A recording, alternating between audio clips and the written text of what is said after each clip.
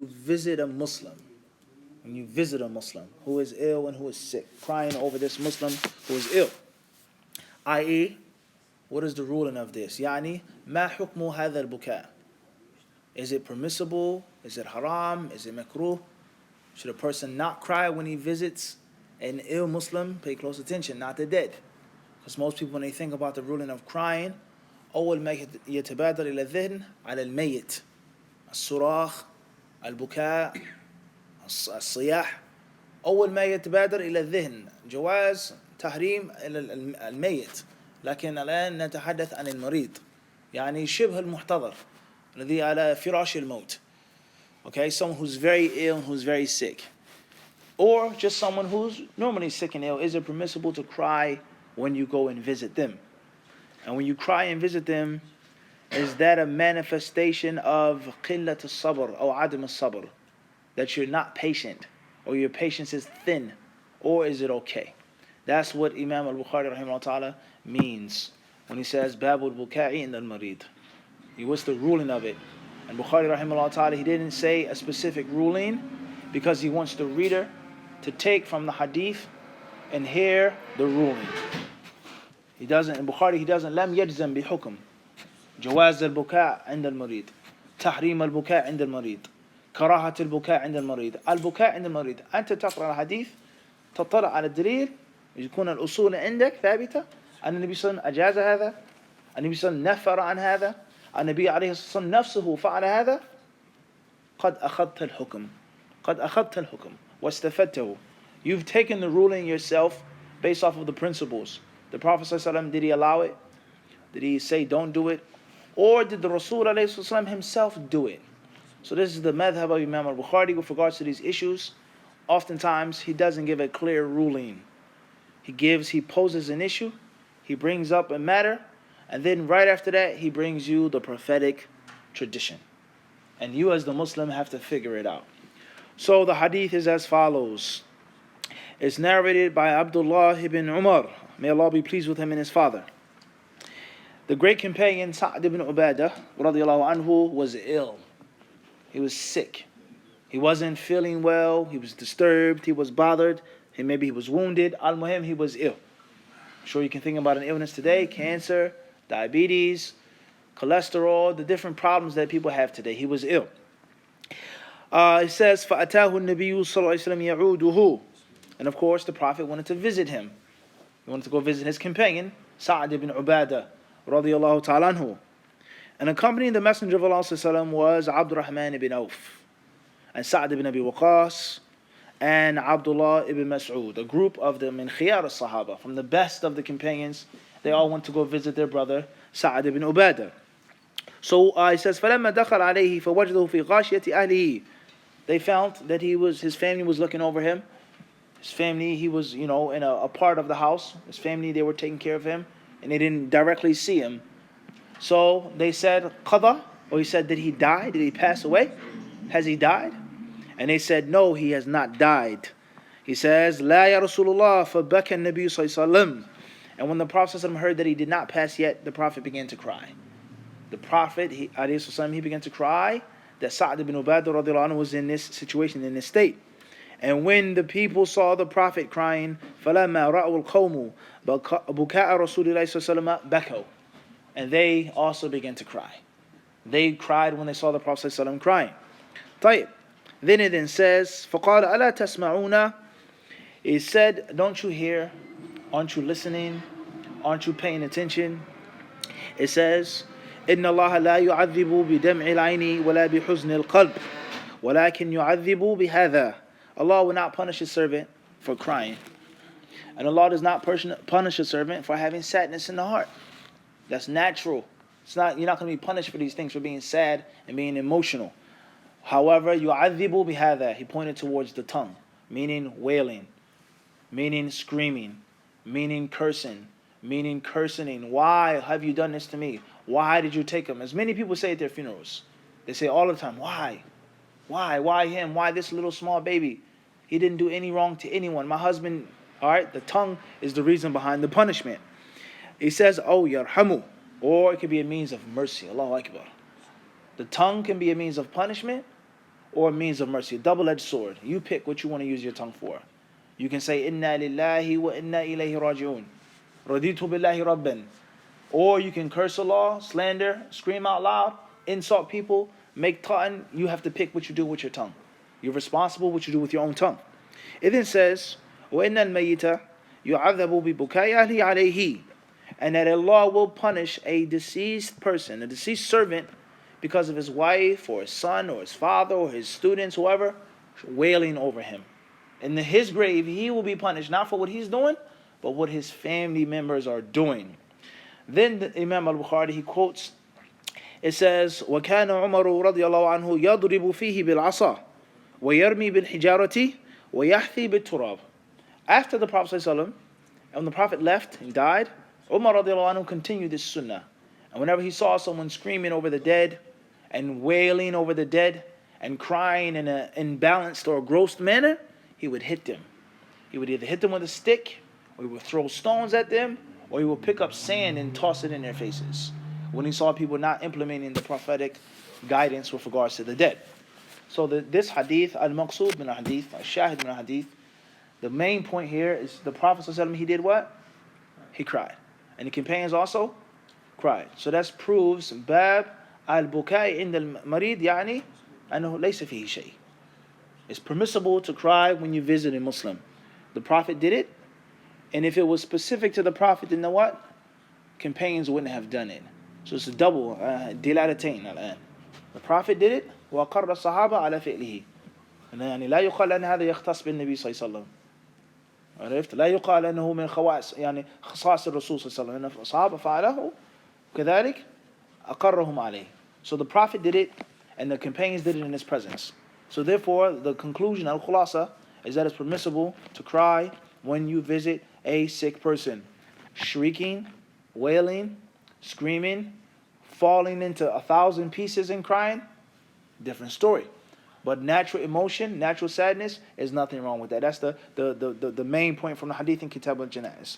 As far as the other benefits that we take from this hadith, first and foremost, فيه مشروعية زيارة المريض وعيادة المريض.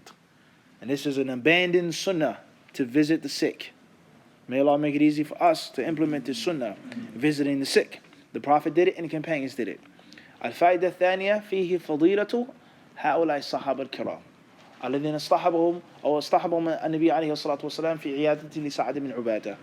Is that the Prophet took these companions with him, Sa'd ibn Abi Waqqas, Abdurrahman ibn Auf, Abdullah ibn Mas'ud, showing their virtue. This shows the fada'il of these companions.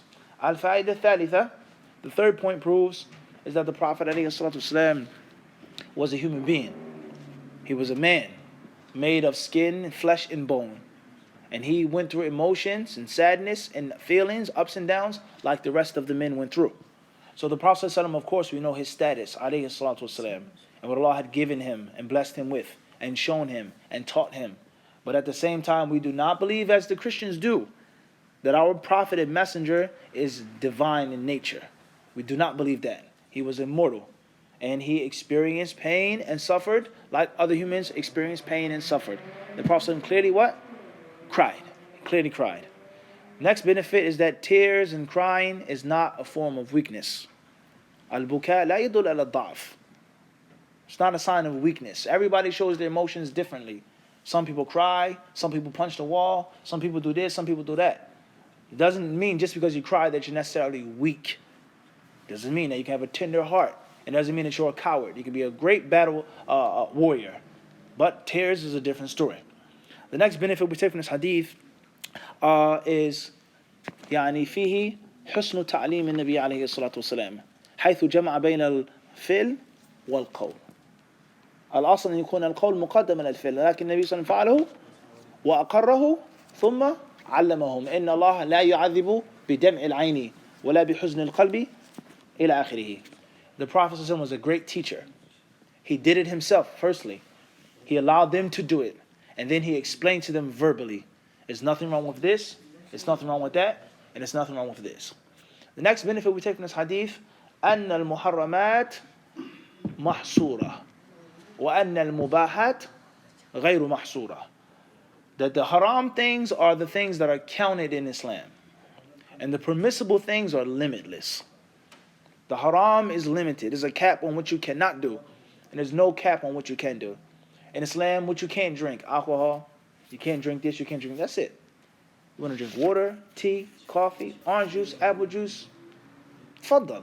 You can drink whatever you want to drink, your culture. I come from this part of Africa, you come from that part of Africa. I come from this country in the Middle East, you come from that. We can drink, you like tea, we drink coffee. There's no mushkila. And the only thing that is capped and restricted are the haram things. So the Prophet ﷺ says Allah does not punish with this, with this, with this, but He only punishes with that. So it goes to show you that you can do whatever you want to do as long as it is not mentioned to be haram. Alright? And there's nothing wrong with feeling sadness and crying. However, a Muslim must have self-control and self-discipline. Muslim must practice self-control and self-discipline, and the tongue and the danger of the tongue. And hadith also goes to show us the virtue of the good tongue. People talk about the harm of the tongue, the harm of the tongue, the harm of the tongue. And that's all you hear in most cases. But the tongue is just as good as it's bad if it's used for dhikr and ta'aleem, al-amr bil ma'roof, al-nahy anil munkar, tasbih, qira'at al-Quran. Alright? Saying a good word to your brother. You look handsome today, akhi, mashallah. May Allah bless you. Being kind to someone, the tongue can get you to paradise, just like it can take you to what? To the fire of hell. So it's always a double road. You have to pick and you have to choose. And the same applies to the eyes. Same applies to money. Money is not a bad thing if you use it well. It's a tremendous blessing if you're a rich Muslim. And you're a pious rich Muslim. Tremendous blessing. And obviously, if you're not pious and if you don't have the necessary control, then it can be a great curse. So you have to, the Muslim is responsible for his limbs. The Muslim is responsible for his actions. Moving forward, last but not least, this hadith goes to show us is that shrieking over the dead, min kaba'ir al-dhunub. It's a major sin to shriek over the dead, and it's from al-jahiliyyah. It's from the pre-days of Islamic ignorance. However, ما توجيه هذا الحديث أن الله يعذب الميت ببكاء أهله عليه. كيف الميت يعذب بشيء لم يفعله؟ أليس هذا من الظلم؟ أليس هذا من يعني تكليف ما لا يطاق? How is this person punished for something that he didn't do? How does this make any sense now? Allah will punish a person in the dirt for that which his family members are doing on a concrete. Correct? They're alive. They're screaming out. The next day, the next week, you go to work, you bang your desk, you're going through something, you pound on the steering wheel. They say, what's the matter? I just lost my father. Letting it out emotionally. The person in the grave who was buried last week is going to be punished. How is this? What does this hadith mean? And why did the Prophet ﷺ say this? ما توجيه هذا الحديث. What does this hadith mean? من أين لك هذا؟ من أين جئت بهذا الشيء؟ هذا التفسير من جيبك؟ سمعته من أحد؟ That one interpretation he says is that Allah will punish the deceased husband who did not teach his wife before he died. I love you, honey. I love you to death. But when I go, don't shriek, don't yell. And cry, lakin asbiri. You gotta be patient. And if you scream and cry and start ripping your overgarment and falling out in the street and holding on to the hearse as it pulls off, I have nothing to do with you. And the Prophet ﷺ, he said this. So if a husband doesn't know about Sahih al-Bukhari, and he never reads Sahih al-Bukhari, and he never shows his wife anything in Sahih al-Bukhari, as if the husband is responsible for the wife's ignorance. You're responsible. You married to your wife for 30 years, and you never read Sahih al-Bukhari with her? Not one night. You never taught her not one thing? And wallahi, we're saying this, but there are many from amongst us, what? Guilty. This is the case. Sahih al-Bukhari looks nice on the shelf, right? Every Muslim home you go into. ما من بيت إلا يوجد رياض صالحين كتب في رفوف. كتب في غاية النظافة ولا لا؟ غاية النظافة ما يعني لم يمس أحد. No, neither man nor jinn have touched them before. It says that. This is unfortunate.